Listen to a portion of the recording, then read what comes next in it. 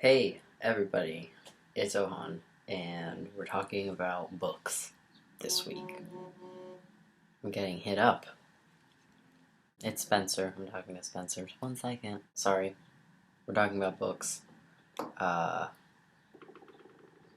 I have so much to say about books. Reading is one of those activities that for me, it allows me, obviously depending on what I'm reading, but it allows me to get just very lost in another world. And I think that's something that's so special and something that's so important for I was gonna say trans people, but just like more generally people who are stuck in their head a lot. It's not all trans people are, just not trying to generalize. Anything that can just remove me from my cyclical way of thinking, stressing myself out, making myself miserable. Anything that can kind of pull me out of that, such as reading, is just a gift to my life. I've actually been reading this book series since like almost a year. I'm very slow at reading. I haven't had that much time. It's the book series called The Neapolitan Novels by an author, Elena Ferrante. And this author it's a pen name. Nobody knows who this author is for sure. And they're quoted as saying, once a book is written, there's no need for an author, which I think is something else to think about entirely. But they are so good. Oh, whew. Don't judge a book by its cover. Like, I know this looks like the cheesiest thing of all time, and I thought that in my mind. Don't do it. Don't judge it. There are times where I'm embarrassed to take this book out, it's true. But the inside is what matters. I have this much left of 4 books, and I'm savoring it. I'm reading it so slow because I don't want to leave this world. It's a story. It takes place in Naples, in Italy, and all various cities in Italy, and over many decades. And it's the story of female friendship. That's simply stated. You just have to trust me. You just have to trust me that it is so good. I'm not trying to give anything away, but I will say that there's a trans woman character, although it's never explicitly stated as such, but like, use your inference skills, you know what I'm saying? Like, I know, you'll know. My books are on a shelf. Now I'm gonna get them. I have to climb on my bed.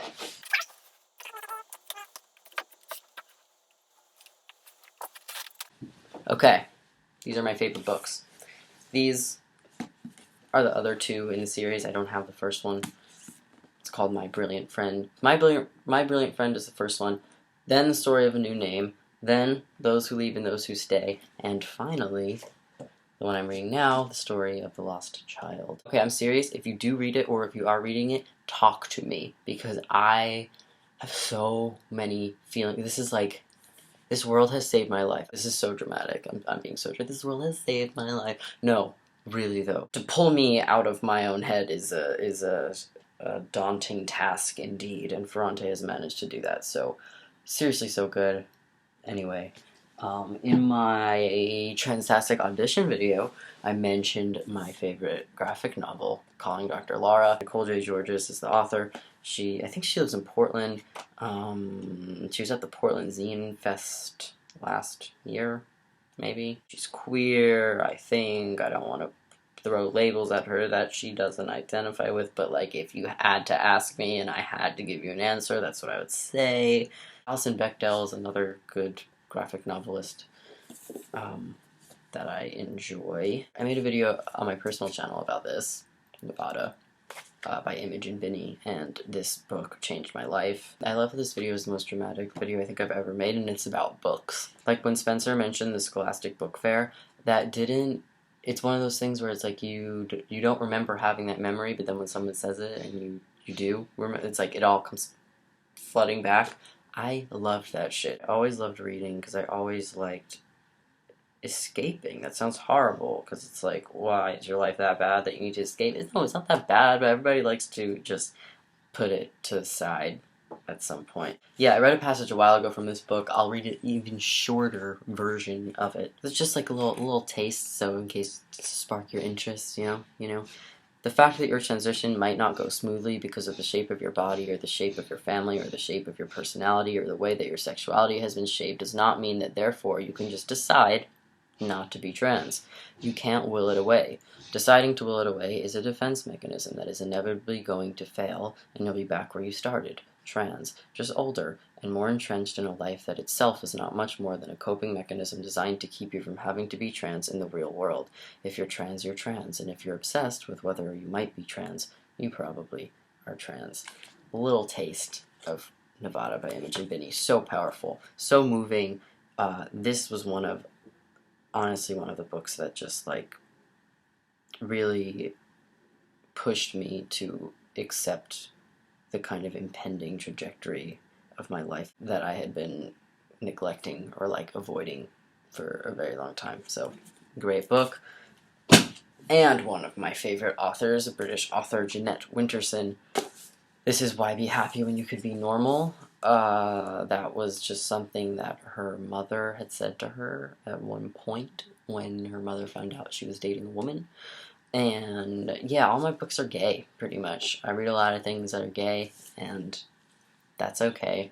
You know, I like the gay literature. I know we're talking about this in another week, but like representation in media and all these other things, it's like just to find voices that are so not often heard in common or popular literature, like it's just really refreshing, and I want to support authors who are putting this out there into the world because it's been so helpful to me. I think what books are is just knowing that there's an entity, not even a person, because like nobody knows who Ferrante is.